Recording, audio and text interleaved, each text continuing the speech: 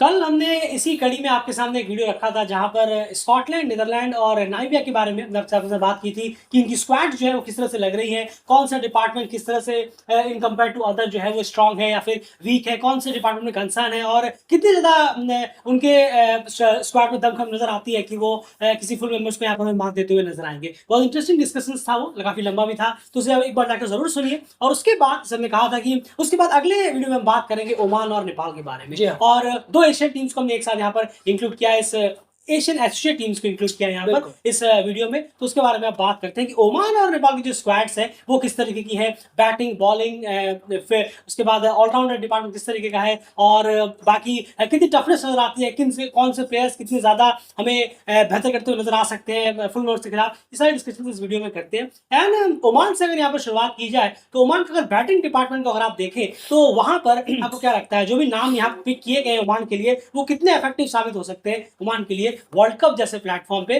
और कप्तान भी नहीं? नहीं, बिल्कुल सही कहा आपने। देखिए, अगर बल्लेबाजी पे बल्लेबाजों पर अगर नज़र रखें तो परफॉर्मेंस तो अच्छी की है। नसीम खुशी हो, कश्यप प्रजापति हो, प्रतीक अथावले हो, तो ज़ीशान भी है, आकिब भी है। लेकिन इम्पोर्टेंस ये हो जाती है कि अब ये टी20 वर्ल्ड कप मेगा इवेंट, ये ओवरसीज़ में है, ये बाहर है, यहाँ फुल मेंबर से सामना करना है। तो ये परफॉर्मेंस जो हमें इन 3 प्लेयरों से, जो ओपनरों से भी देखने को मिली, नसीम खुशी और प्रतीक अथावले, कश्यप प्रजापति को भी ओपनिंग में ट्राई किया गया, उन्होंने भी रन किए। क्या ये हमें यहाँ पर दिख पाएगा? क्या ओपनिंग से हमें यहाँ रन्स करते हुए दिख पाएँगे? जो बिल्कुल ही डिफरेंट कंडीशन हो जाता है अगर हम देखें ओमान के लिए, यूएसए और वेस्ट इंडीज़, और ओपोनेंट्स भी हैं ऑस्ट्रेलिया, इंग्लैंड जैसी ओपोनेंट, स्कॉटलैंड, नामीबिया जैसी ओपोनेंट। नामीबिया के खिलाफ तो खेले भी हैं, पर ये अवे में है। ये एक बहुत ज़्यादा एक चैलेंज रहेगा बल्लेबाजों के सामने। पर आकिब, जिशान जैसे जो एक्सपीरियंस है, ये यहाँ पर हमें थोड़े कॉप अप करते हुए, जो कि दिखते हैं हर कंडीशन में, ये रन बनाते हुए दिखे हैं। तो एक चीज मैं आपसे पूछना चाहूंगा, आपको क्या लगता है कि as a opening player Oman को किसे उतारना चाहिए? नहीं, बिल्कुल। कौन से दो नाम आप प्रेफर करें? प्रतीक अथावले अगर हम देखें, और कश्यप प्रजापति, सॉरी माफ कीजिएगा, कश्यप प्रजापति और नसीम खुशी, ये दो ओपनिंग अगर आए तो बेहतर होगा। और बस ये है कि अब यहाँ पर नीचे से कितना सपोर्ट मिलता है, अयान, शोएब, खालिद केल, यहाँ से कितना सपोर्ट मिलेगा, या दो ही प्लेयर अकेले पड़ जाएंगे, जिशान और आकिब? क्योंकि रन्स तो ठीक है कर रहे हैं, बार बार ये डेडिकेटेड कह रहा है, रन्स तो किए हैं, ओपनर्स ने बहुत अच्छे रन किए हैं, इसमें कोई गुंजाइश की बात नहीं। पर अवे में है, डिफरेंट चैलेंज, टी20 वर्ल्ड कप का एक प्रेशर जो रहेगा। जरूर तीसरी बार खेल रही है ओमान यहाँ पर, मोहम्मद नदीम भी एक की फैक्टर होंगे बैटिंग में नीचे आकर। तो उम्मीद जरूर है कि चलिए शायद थोड़ा बेटर यहाँ से परफॉर्म कर पाए, लेकिन क्या इस चैलेंज का सामना कर पाएंगे या नहीं? टी20 वर्ल्ड कप अवे का चैलेंज, ये देखना। बिल्कुल, और ओपोनेंट्स भी बहुत यहाँ पर टफ है, चारों के चारों ही बहुत टफ वाले यहाँ पर। इंग्लैंड, ऑस्ट्रेलिया तो यही है, साथ साथ में स्कॉटलैंड, नामीबिया भी एक अच्छा टेस्ट। लेकिन तो बैट्समैनों के लिए भी ओमान के रन जरूर किए, लेकिन एक अच्छा टेस्ट बहुत बड़ा होगा यहाँ पर, किस तरह से परफॉर्मेंस करते हैं। बात करेंगे अब ऑलराउंडर डिपार्टमेंट की। अयान खान, जीशान मकसूद, मोहम्मद नदीम, इनकी हम बात कर रहे थे, मेरे ख्याल से खालिद खेल भी इसमें इंक्लूड हो जाते हैं, जो ऑलराउंडर्स की हम यहाँ पर बात कर रहे हैं। तो जी नहीं, खालिद खेल, जी सॉरी, खालिद, आकिब को अगर आप जोड़ लें, क्योंकि अब रिसेंटली वो भी कहना इंक्लूड हो रहे हैं। तो इन अगर फैक्टर्स को अगर आप देखें यहाँ पर, तो आपको लगता है कि अयान खान की तरफ से हमें ओमान को उतना मिल पा रहा है जितना मिलना चाहिए?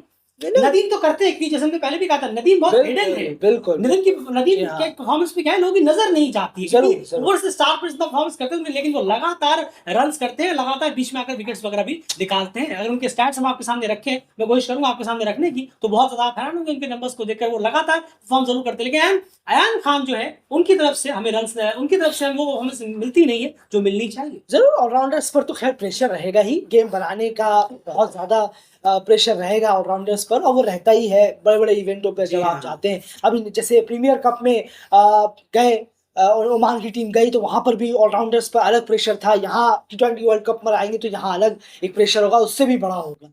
तो देखना होगा कि अयान खान से इतनी उम्मीद रखना कि शायद दोनों में वो परफॉर्म कर पाए, बैटिंग से भी बॉलिंग से भी, शायद ये ज्यादा हो जाएगा, क्योंकि दिखा नहीं है उनमें कि दोनों कंसिस्टेंसी नहीं दिखी। जरूर दोनों को वो संभाल पाए, नहीं ऐसी ऐसी में बात अभी हमें दिखी है। बिल्कुल, हम यहाँ पर टी20 की बात कर रहे हैं, स्पेशल टी20 की यहाँ बात कर रहे हैं, याद रखिएगा। खैर, उसके बाद अब बढ़ते हैं बॉलिंग डिपार्टमेंट की तरफ। बॉलिंग डिपार्टमेंट की बात करें तो यहाँ आप बेहतर तरीके से जरा समझा पाएंगे कि आखिर बॉलिंग डिपार्टमेंट में ओमान के के लिए क्या आपको स्ट्रेंथ नजर आती है या फिर यहाँ पर भी कंसर्न है? क्योंकि बॉलिंग डिपार्टमेंट में हम देखते हैं कभी कभी जो प्लेयर्स हैं वो हेवी एक्सपेंसिव भी गए। स्पिन डिपार्टमेंट, पेसर डिपार्टमेंट क्या कहता है? कितने पानी में आप रखेंगे 10 आउट ऑफ?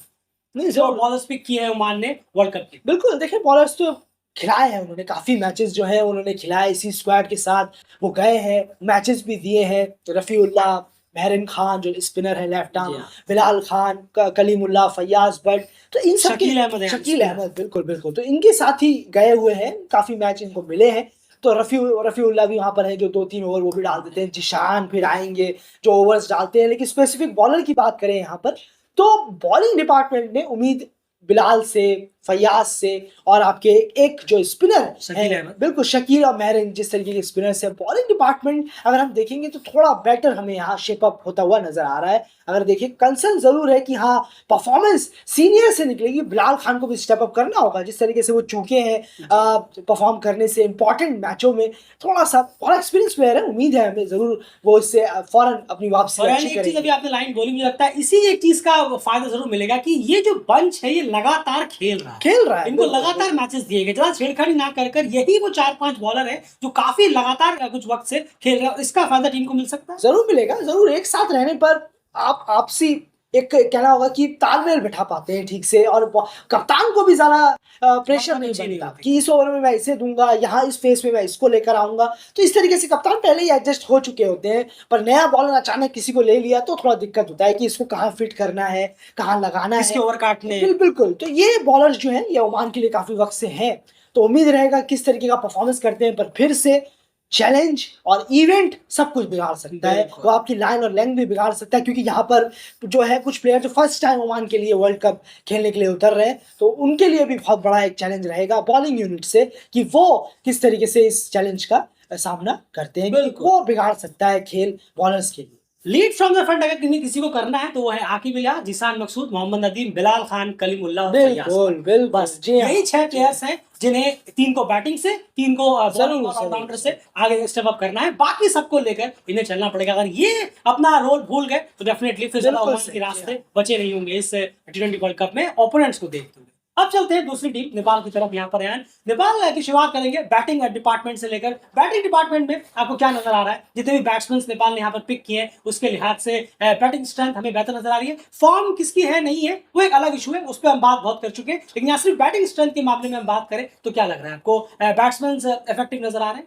बिल्कुल। देखिए अगर बल्लेबाजों की बात करें तो बल्लेबाज वही रखे गए हैं जो टीम के साथ खेल रहे हैं। अच्छा है, ये अच्छा है। बहुत अच्छा किया कि यहाँ और पर ऐसा नहीं है ज्ञान कि बाकी बल्लेबाजों को मौका नहीं दिया नहीं, गया। नहीं, जरूर, मौके जरूर। मिले थे, वो स्टेप अप कर नहीं पाए। बिल्कुल स्टेप अप तो बिल्कुल ही नहीं कर पाए, और यहाँ पर भी कंसर्न है, ओपनिंग के लिए कंसर्न है, ओपनिंग चल नहीं रही है। जी। कुशल आसिफ की जोड़ी है, बहुत अच्छा मौके मिले हैं, लगातार मौके मिल रहे हैं, लेकिन रन्स कुशल भुरतेल के बल्ले से नहीं निकल रहे हैं, आसिफ के बल्ले से निकल रहे हैं। आप देखेंगे एक इनिंग में वो 50 मार रहे हैं, फिर 30 कर रहे हैं, तो उनके कुछ लास्ट के 10-15 कुशल से तो बेहतर है। कुशल से बेहतर है, उनका बल्ला चल रहा है, वो कर भी रहे हैं कोशिश।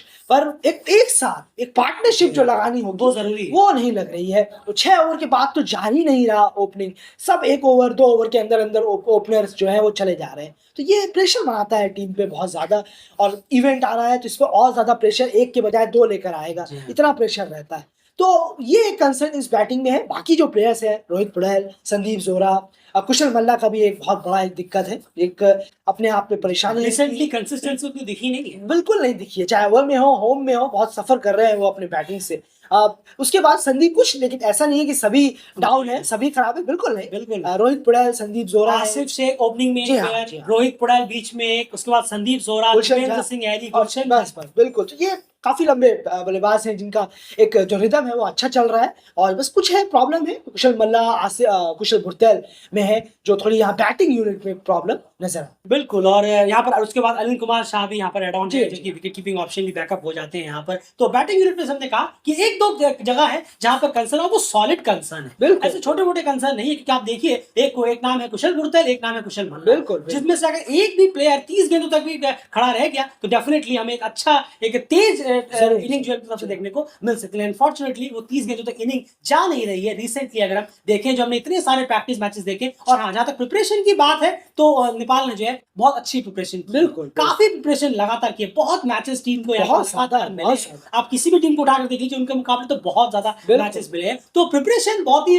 लीस्ट नंबर पर होगा एक्सक्यूज के पैमाने पे कि नहीं टीम को प्रिपरेशन नहीं मिला, नहीं टीम को बहुत अच्छा बहुत प्रिपरेशन मिला मिला था, बहुत मैचेस मिले थे। प्रीमियर कप तो एक अलग तरीके का वरदान भी लेकर जी आया हाँ, जी कि हाँ। प्रीमियर कप में एक बैठे बिठाए एक इंटरेस्टिंग एक हाईली कंटेस्टफुल गेम्स बिल्कुल टीम को मिल गए। तो प्रिपरेशन यहाँ पर अच्छी हुई है, ऐसा नहीं कि प्रिपरेशन, और अभी भी 7 मैचेस खेलने हैं उन्हें इसी महीने में, 7 मैचेस और 2 वार्म अप हैं, 2 हाउस्टन हरिकेन्स के साथ हैं, जरूर 3 जरूर सेंट विंसेंट के साथ है, बिल्कुल 7 मैचेस अभी भी होने हैं। एंड चलते हैं नेक्स्ट डिपार्टमेंट की तरफ, बात करेंगे ऑलराउंडर डिपार्टमेंट की। यहाँ पर आपको क्या लग रहा है? गुलशन झा है, दीपेंद्र सिंह ऐरी है, और अगर हम देखें कुशल मल्ला को भी अगर आप बॉलिंग जी पे हाँ आते जी हाँ हैं, अगर वो भी जरूर एक ऑलराउंडर प्ले कर रहे हैं, सोमपाल का भी बॉलिंग ऑलराउंडर का रोल आप अगर आप जरूर देखें जरूर तो गलत नहीं होगा। क्या लग रहा है आपको डिपार्टमेंट में ऑलराउंडर पर? आपको लगता है इस वक्त जो हालात है, इस वक्त, मैं पहले पहले क्या हुआ तो उसकी बात नहीं करूंगा, ठीक इस है वक्त जो हालात है दीपेंद्र सिंह ऐरी के ऊपर ही ज्यादा दारोमदार रहेगा ऑलराउंडर खेलने को संभालने का? नहीं जरूर गुलशन झा भी एक जरूर होंगे। सॉरी बिल्कुल गुलशन झा। एक गुलशन झा भी जरूर होंगे, उन्होंने अच्छा परफॉर्म किया है, कर रहे हैं। तो अच्छा एक इम्पोर्टेंट टाइम पर आकर उनसे परफॉर्मेंस हुई है, कई बार कुछ बार जरूर नहीं हुई, जिस जी पर हाँ। टीम को काफी नुकसान जरूर हुआ है। जल्दी आउट होकर चले गए, लेकिन कोशिश जरूर कर रहे हैं, रन्स करने की कोशिश, चाहे बॉलिंग से हो, बॉलिंग से भी वो अपनी लाइन लेंथ को एक स्टिक जी हाँ। रखने की बहुत कोशिश कर रहे हैं, वो दिख रहा है क्लियर। तो वो एक पॉजिटिव है गुलशन झा के लिए। और दीपेंद्र सिंह यानी तो ऑब्वियसली बहुत बड़े प्लेयर है, फिर भी उन पे प्रेशर बहुत ज्यादा, बहुत प्रेशर ऑलराउंडर डिपार्टमेंट जरूर उन्हीं को लीड करना है। बिल्कुल। और फिर उसके बाद देखें हम, सोमपाल का भी तो बॉलिंग ऑलराउंडर है, नीचे आकर जितना कर सकते हैं जी वो अपनी हाँ। तरफ से उतना बेहतर होगा इस वर्ल्ड कप में। और कुशल मल्ला ही एक कंसर्न जरूर है कि वो बैटिंग से उस तरीके का परफॉर्मेंस अब तक नहीं निकाल पाए, और बॉलिंग से इतने ओवर तो नहीं, लेकिन जब भी मिले हैं जी हाँ। चलिए आप ठीक ठाक ही टाइट करा रहने की लेते हैं। कोशिश की। लेकिन बैटिंग जो कि सबसे मेन कंसर्न है कुशल मल्ला का, वो है अभी भी का है। बिल्कुल जाहिर सी बात है कि कुशल मल्ला जब आपकी टीम में है और आप उन्हें जब बैटिंग करने के लिए भेज रहे हैं, तो आप कुशल मल्ला से ये एक्सपेक्ट करेंगे कि वो अपने जोन में रहकर एक ताबड़तोड़ इनिंग खेलकर टीम को एक अच्छे टोटल तक पहुंचाने की कोशिश करें। बॉलिंग वो सेकेंडरी हो जाती है, लेकिन जिनका पहला जॉब है वो कहीं ना कहीं रहेगा कि वो बल्ले से रन करें। और रिसेंटली वो उसमें हमें कंसिस्टेंसी नजर नहीं आई, ये थोड़ा सा बिल्कुल ही concern नहीं जरूर आई, है। जी। तो ऑलराउंड डिपार्टमेंट की बात करें तो गुलशन झा और दीपेंद्र सिंह ऐरी पे एक एक्स्ट्रा प्रेशर होगा बिल्कुल। इस टीम को लीड करने का। और दीपेंद्र सिंह ऐरी पे थोड़ा और ज्यादा इसलिए क्योंकि वो और ज्यादा एक्सपीरियंस यहाँ पर हो जाते हैं, जरूर, इसीलिए जरूर, मैं बार बार दीपेंद्र सिंह ऐरी कर रहा हूं कि उन पे थोड़ा एक्स्ट्रा प्रेशर होगा कि वो इस जोन को लीड करें, ऑलराउंडर्स की जो कैटेगरी है उसके बारे में। अब बात करते हैं लास्ट में बॉलर डिपार्टमेंट की।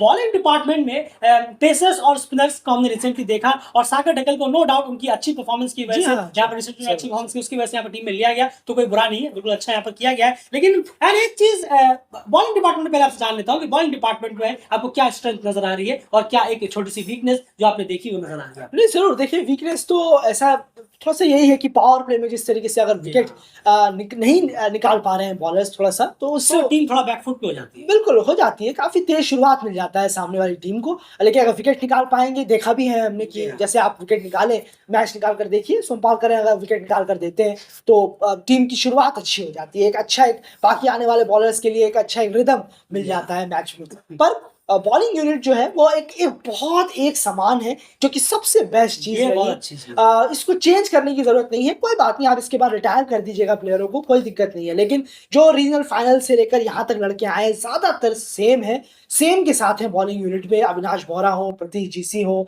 ललित राजवंशी हो, सोमपाल करन। बिल्कुल सोमपाल करन ऑब्वियसली, कमल हैरी और सागर ढक्कल ने जो एक के खिलाफ नेपाल एक के लिए मैच खेले, उसके बाद सीनियर में भी आए, वहां पर जो उन्होंने परफॉर्म किया, ये उनका रिवार्ड है, क्योंकि देखकर अच्छा लगा कि चलिए इनका रिवार्ड है जो ये यहाँ पर आए हैं। पर मेनली जो बॉलर्स हैं उन्होंने परफॉर्म जरूर किया है, रन्स के लिए भी गए हैं, ऐसा नहीं है, काफी हेवी रन्स के लिए भी बॉलर्स गए हैं।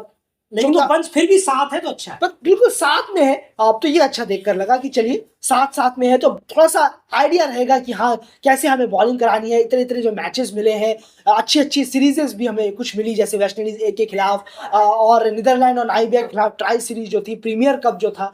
तो इस तरीके से काफी हाई इंटेंस वाला क्रिकेट भी इन बॉलर्स ने खेला है, जो प्रेशर को कॉप अप कर पाएंगे ये वर्ल्ड कप जैसे इवेंट। बिल्कुल। और एक चीज जरूर है, स्क्वाड की अगर बात की जाए तो स्क्वाड जो है वो जो स्क्वाड अनाउंस की थी, जो हमने भी अपनी स्क्वाड रखी थी, वो लगभग यही है, कम से कम 13 प्लेयर्स लगभग वही है जो हमने भी कहीं ना कहीं नेपाल के लिए वर्ल्ड कप के लिए पिक किए थे। लेकिन अगर आप उस सेक्शन को देखेंगे यहाँ पर तो एक कम से कम यहाँ पर हम जरूर देखना चाहते हैं कि एक ऑलराउंडर अगर यहाँ पर ऐड ऑन होता, एक एक्स्ट्रा बॉलर की बजाय, तो ज्यादा मेरे ख्याल से यहाँ बेटर रहता। एक ऑलराउंडर और होता, आपका क्या ख्याल है? बिल्कुल सही कहा आपने, एक ऑलराउंडर रहता तो वो एक बॉलर और कम करके एक ऑलराउंडर और भरना चाहिए, क्योंकि इवेंट्स बड़े हैं और इस तरह के इवेंट्स में ऑलराउंडर का रोल हम जानते हैं। बिल्कुल सही, और बहुत बड़ा इवेंट है, तो एक ऑलराउंडर यहाँ रहता तो ऑलराउंडर्स जितने आपके रहेंगे तो दो काम निकल आते हैं, एक बैटिंग का, एक बॉलिंग का। तो ये दो काम जब आप निकाल सकते हैं की प्लेयर से तो बहुत अच्छा होता है। लेकिन शायद टीम मैनेजमेंट ने कुछ और सोचा है, तो हमें थोड़ा वेट एंड वॉच का करना जी हाँ। होगा, तब हम ये कह सकते हैं कि ये होना चाहिए था। पर ऑलराउंडर्स तो जरूर होना चाहिए था, क्योंकि ऑलराउंडर्स कई इतिहास रहा है कि ऑलराउंडर्स ने क्या क्या नहीं किया है अपनी टीम के लिए। तो जरूर बस यही कहेंगे बॉलिंग यूनिट से कि रन्स पर जो कंट्रोल होगा देखने में, वो देखना होगा हमें किस तरीके से रन्स पर कंट्रोल रखते हैं, क्योंकि रन्स काफी हेवी खर्च किए हैं। अगर हम देखें नेपाल के बॉलर्स ने काफी हाई इकोनॉमी से रन देना। बिल्कुल। तो यहाँ पर देखना पड़ेगा कि अविनाश की लाइन और लाइन किस तरह से रहती है, और सोमपाल करण पावर प्ले में कितना विकेट्स निकाल पाते हैं या फिर नहीं, स्पिनर्स का रोल क्या रहता है, ये एक अलग अलग कहीं ना कहीं चीजें रहेंगी। लेकिन ओवरऑल यही यहाँ पर हमें लगता है कि एक ऑलराउंडर और होता किसी एक बॉलर की जगह पर, तो बहुत बेहतर यहाँ पर हो सकता था। लेकिन ओवरऑल फिर भी जो स्क्वाड गई है, अब इन्हीं को बैकअप करने का वक्त है, और इन्हीं के साथ हमें देखना होगा कि स्क्वाड जो किस तरह से परफॉर्मेंस, जैसे कहा प्रिपरेशन के लिहाज से। लेकिन ओमान की प्रिपरेशन मुझे नहीं लगता कि इतनी बेहतर हुई। जरूर जरूर। क्या लगेगा, क्या कहेंगे आप? बिल्कुल सही। वेस्ट इंडीज गए जरूर है, लेकिन फिर भी उस लेवल की परफॉर्मेंस नहीं हुई है। उनका सामना पीएनजी युगांडा से नहीं है वहां पर। बिल्कुल, ये प्रिपरेशन तो हाई होनी चाहिए। जितना आप वर्ल्ड कप के 1-2 महीना 3 महीना बिजी रखें उतना बेहतर है। अगर हम देखें, उन्होंने 14 मैचेस खेले हैं अब तक। अगर हम देखेंगे 3 गेम पीएनजी के खिलाफ, 5 मैच नाइजीरिया के खिलाफ, और प्रीमियर कप में 6 मैच, तो ये 14 मैच हो जाते हैं। 14 मैच इन्होंने अब तक खेले हैं, जरूर खेले हैं, लेकिन गैप भी रहा है। जब नाइजीरिया की जब बिल्कुल प्रीमियर कप लास्ट था, उसके बाद अब ये गैप है, तो उम्मीद रहेगी थोड़ा गेम्स और होते तो और बेहतर और होता। सबके सब एन घर में भी थे। जी हाँ, घर में, ये आपने सही कहा, सब घर में थे। अवे में तो कुछ भी नहीं था। अवे में वर्ल्ड कप है, ये टीमें सोचती नहीं है, बहुत कम सोचती हैं कि अवे में वर्ल्ड कप है, अवे में हम जा रहे हैं। घर में हमने ये परफॉर्म किया तो शायद अवे में भी शायद हम ये परफॉर्म कर पाएंगे। ये बहुत जमीन आसमान का फर्क हो जाता है जब आप घर में रहते हैं और अवे में। फिलहाल इस वीडियो में इतना ही। बने रहिए डेली के चैनल के साथ। स्कॉटलैंड, नाइजीरिया, नीदरलैंड के लेकर भी इस तरह से बहुत इंटरेस्टिंग डिस्कशन हमने की है कल के वीडियो में, उसे भी जाकर एक बार जरूर सुनिए। T20 वर्ल्ड कप प्लेलिस्ट जाकर चेक करिए, बहुत सारी वीडियोस वहां पर आपको मिल जाएंगी जो बहुत ही हाईली कंटेंटफुल रहेगा। चकाचौंध नहीं मिलता हमारे वीडियोस में, लेकिन कंटेंट आपको बहुत सारा कुछ सुनने को मिलेगा। बाकी आप डेली के चैनल को सब्सक्राइब करिए, बाकी हमारे फेसबुक पेज को जाकर फॉलो कर सकते हैं। बाकी सारे अपडेट्स के लिए कम्युनिटी टैब चेक करना लगातार मत भूलिएगा। कल मदीना कप कंप्लीट हुआ, जापान मंगोलिया सीरीज कंप्लीट हुई है, बहुत सारी सीरीज कंप्लीट हुई है, जाकर आप कम्युनिटी में सारी अपडेट्स देख सकते हैं सिर्फ और सिर्फ